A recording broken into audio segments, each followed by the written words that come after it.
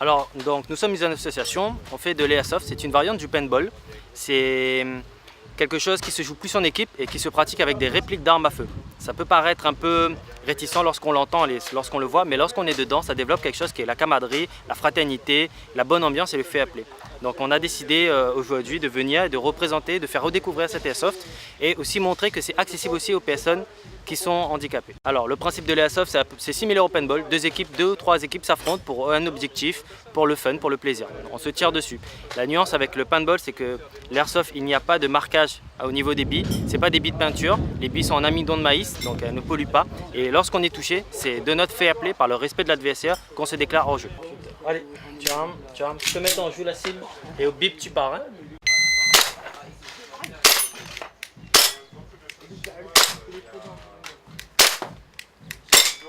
Passe au suivant, allez.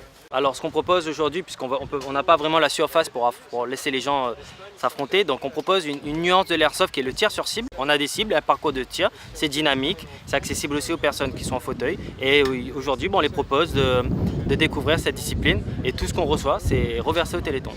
Le stand de l'AFM Téléthon, et là il y a en fait donc le service régional de l'AFM, des familles en fait concernées et également la délégation. On propose en fait des t-shirts, des casquettes, mais aussi en fait des objets qui ont été réalisés par des familles de malades et des malades eux-mêmes.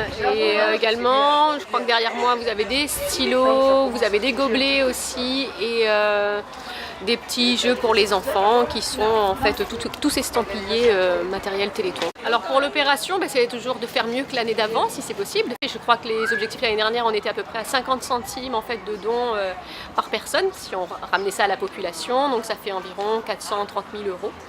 Et donc on aimerait bien arriver à la même chose et si possible dépasser ce montant. Alors tous les fonds sont remontés sur la métropole et ensuite il va y avoir, sur la Réunion en fait un service régional qui comprend 7 salariés et qui à l'année accompagne donc les personnes concernées par des maladies génétiques rares sur toutes les démarches qui sont liées à la maladie, je dirais, au handicap pour essayer justement de faciliter leur quotidien.